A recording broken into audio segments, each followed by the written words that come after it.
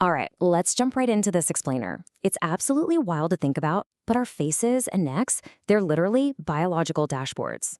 They give us a real-time read on our internal health.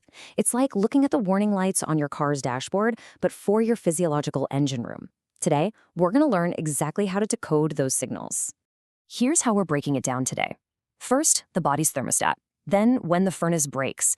After that, we'll look at the faces of chronic illness, figure out how to spot a palsy or stroke, and wrap it all up with the whole body dashboard. Starting off with Section 1, the body's thermostat. So the source material uses this brilliant analogy to explain the whole, highly technical hypothalamic pituitary thyroid axis. It says it works much like the thermostat that guides your household furnace.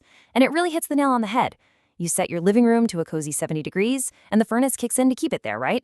Well, your brain and your thyroid are doing the exact same thing, just regulating your cellular metabolism so your body's engine runs at the perfect, comfortable temperature. But before we get into the nitty-gritty mechanics, we really got to wrap our heads around negative feedback. This is the whole logic behind our biological thermostat. Basically, it's a smart system. When your hormone output levels get high enough, the body literally tells the brain, okay, we're good here, cut the signal. It's absolutely crucial for keeping things balanced so you don't run dangerously hot or, freezing cold. And honestly, the chronological sequence of this feedback loop is just perfectly orchestrated. Step 1, your brain's hypothalamus secretes TRH. Moving to Step 2, that tells the anterior pituitary gland to release TSH, which is thyroid-stimulating hormone. Step 3, that TSH goes down to the thyroid gland in your neck and says, hey, start pumping out those active T3 and T4 hormones. And finally, Step 4, once those T3 and T4 levels hit that sweet spot in your bloodstream, boom, that negative feedback kicks in, shutting off the initial signals from the brain. It's a beautifully precise system. Moving on to Section 2, when the furnace breaks. So what actually happens when that delicate thermostat goes haywire? Your dashboard starts flashing some serious warning lights, and we see two wild extremes. On one side, we've got an autoimmune overdrive like Graves' disease. The furnace is running way too hot. Your metabolic rate completely spikes. We're talking bulging highballs, clinically called exothymos, a racing heart, sudden weight loss, and crazy sweating. Now flip that completely for myxedema, which is usually from Hashimoto thyroiditis. Here, the furnace is practically freezing. The metabolism tanks, leading to a super puffy face, especially around the eyes, mostly because of mucopolysaccharides building up under the skin. You'd feel exhausted, freezing cold, and see sudden weight gain. It's a prime example of an internal extreme written loud and clear right on the exterior. Next up, Section 3, faces of chronic illness. Going beyond just the thyroid, medical detectives often look for what are called facies. These are very specific structural or muscular changes in the face that serve as huge red flags for long-standing chronic illnesses. Honestly, it's wild.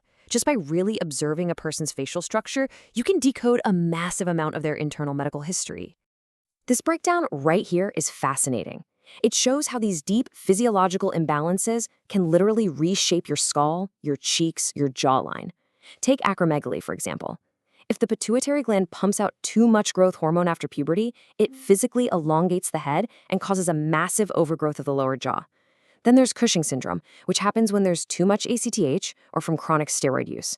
It messes with the body's fat storage, right? So on the outside, you see this very round, moon-like face with distinct jowls and red cheeks. And then on the extreme other end is cachexia. This is a severe wasting syndrome tied to end-stage stuff like cancer or heart failure, and it shows up as severely sunken eyes and hollowed-out cheeks. Now, those are structural changes, but neurological deficits? They actually alter facial movement. Which brings us right to Parkinson's syndrome.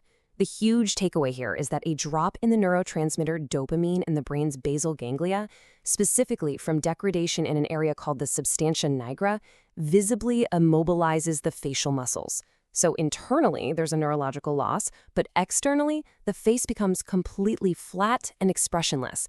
Clinically, it's known as a mask-like face. You'll see elevated eyebrows, this intense staring gaze, and hardly any blinking. It's a literal muscular freeze reflecting a brain deficiency. All right, moving into Section 4, palsy or stroke. Let's shift gears from chronic conditions to acute, sudden emergencies, the kind where literally every single second counts. Picture this. You're hanging out with someone, and all of a sudden, one whole side of their face just drops and paralyzes. Absolute panic sets in, right? Your first thought is probably, oh my gosh, is this a stroke? Well, asking them to do one simple, specific facial movement can give you the answer almost instantly. Knowing the difference between these two is absolutely a life-saving tool. Here's the deal. Bell palsy is a lower motor neuron lesion, but a stroke is an upper motor neuron lesion.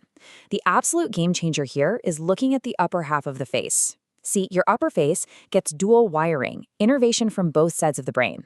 So if someone is having a stroke, an upper nerve from the healthy side of the brain is still intact. That means a stroke victim can actually still wrinkle their forehead and close their eyes. A Bell palsy patient, they can't do either. So if you're suspecting Bell palsy, ask the person to wrinkle their forehead or raise their eyebrows. If they try and totally fail to do it on the affected side, you're likely looking at a unilateral lower motor neuron issue. A lot of the time, this is actually caused by a latent herpes simplex virus, HSV1, waking up and attacking cranial nerve V7. Now, I know it looks incredibly alarming with the drooping nasolabial folds and the drooling, but here's the good news. It is highly treatable. If they get corticosteroids and antivirals within exactly 72 hours of it starting, it usually improves dramatically. On the flip side, the clues for a stroke are a whole different ballgame. If they can wrinkle their forehead, but the bottom half of their face stays completely paralyzed when you ask them to smile, that is a massive red flag. It points straight to a critical blood vessel emergency in the brain, like an ischemic clot or a hemorrhagic rupture. The upper face works fine, but the lower face droops. This is an acute neurologic deficit, meaning you do not wait 72 hours. You call 911 immediately and activate that FAST stroke protocol. Every minute matters. Finally, Section 5, the whole body dashboard. Stepping back to look at the whole shebang, it's pretty incredible, isn't it? We've seen how paying attention to these visual cues turns dry, boring medical data into a fascinating story about how our bodies are constantly talking to us. I mean, from the bulging eyes of an overheated thyroid furnace to the moon-like face of excess steroids, all the way down to that critical, life-saving difference between a paralyzed forehead and a paralyzed smile. The outside is constantly, literally, mapping out the inside. So, knowing what you know now, what is your body's dashboard trying to tell you today? Honestly, take a little extra time next time you look in the mirror. Notice the subtleties, your features, your skin, your energy. Are there warning lights blinking, or is your metabolic thermostat just humming along perfectly? Keep exploring the incredible mechanics of your own health, and whatever you do, never ignore what your dashboard is showing you.